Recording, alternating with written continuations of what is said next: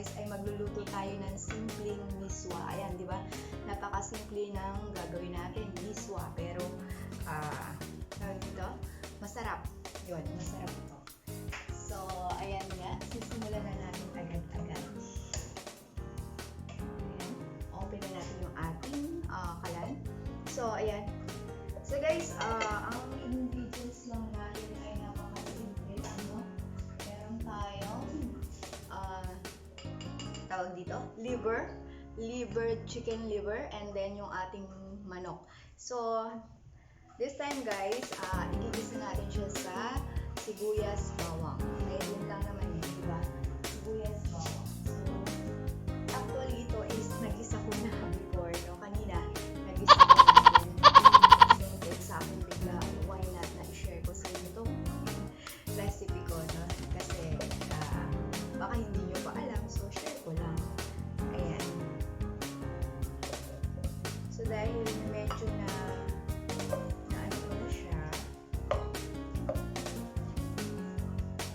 ito ay soup lang namin tatlo ano ko, boys.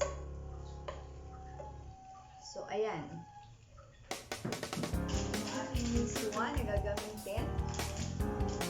Lalagyan natin siya ng konting ketchup.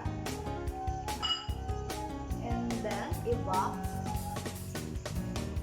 So, yun. Then, asan yung ating ayun pala. Yan, condiments. Ang ating pepper. Yan, so, eto. At diba, papakita ko na sa inyo itong cake lang. So, ako na naman yung toka dito sa kusina kasi, ayun nga, ito, nag-fly na naman si Habi. Ayan.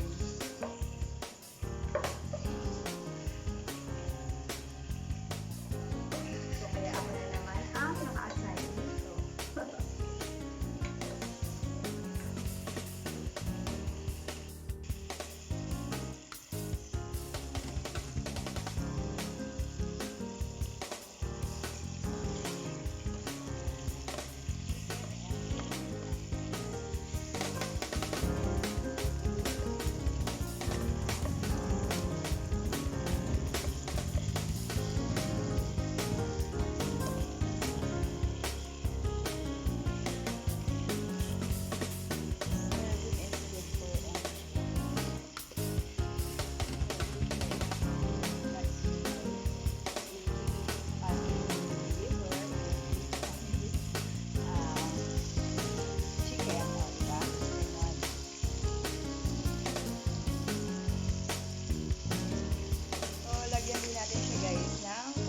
Oyster sauce. Ayan yung ating oyster sauce.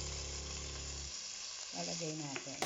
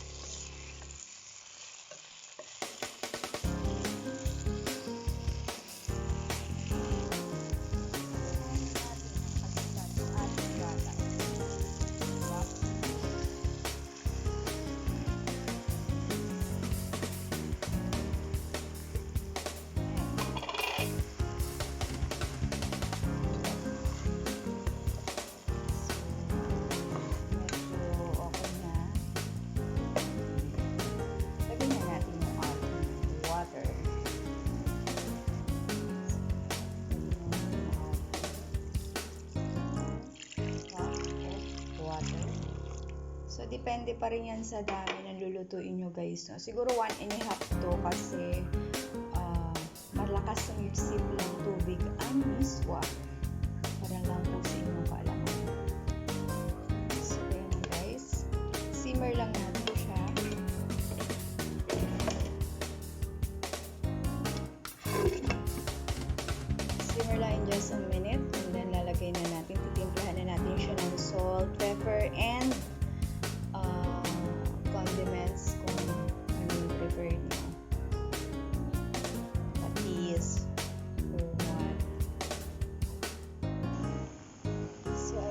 guys, simmer na siya. So, let's put some salt. Ayan. Mamaya na natin ilalagay yung ating, maya-maya konti, yung ating MiSwa para, kasi madali lang maluto yung MiSwa guys. Para lang sa yan yung ating algina. Umami.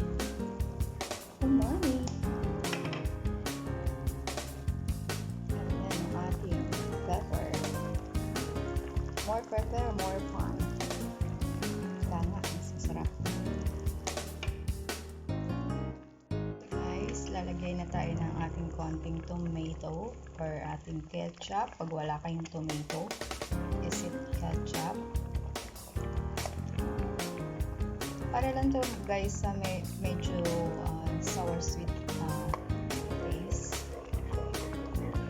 Para malinamnam yung sabaw ng ating MiSwa.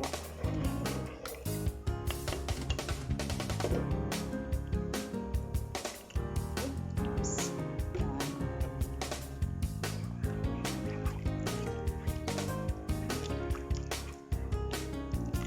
So, try nyo to guys. Masarap to. Ngayon, this na hindi pa nakasubo. So, try this recipe on my own. This is my own recipe and I discovered na masarap pala talaga siya.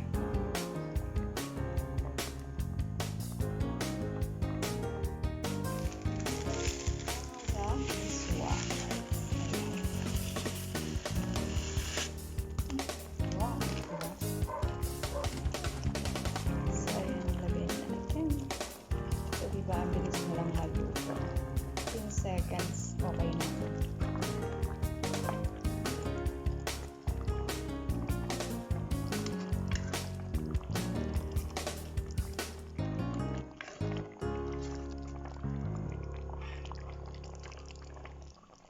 See?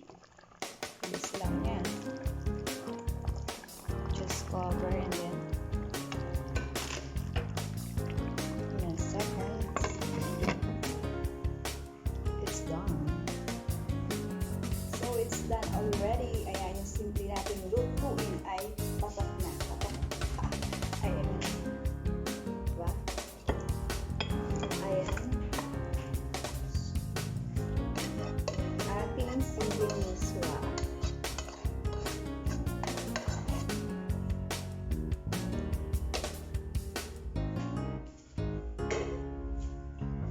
So, napakasimple lang guys, di ba?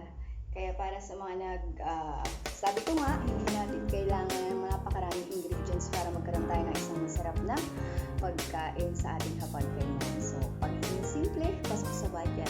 So, try this. So, thank you for watching guys. So, don't forget to like, comment, and subscribe. Kung hindi ka ba, subscribe. So, kung bago ka pa lang dito sa channel ko, yun naman, baka naman. Ayan, so, this is, sabi nga sa pagluluto, you always take a risk para alam mo at kung paano mo mape-perfect ang isang bagay. So, diba? Kahit simple lang, ayan, kahit simpleng ulam, kahit simpleng, tawag dito, menu, na-serve natin sa ating mga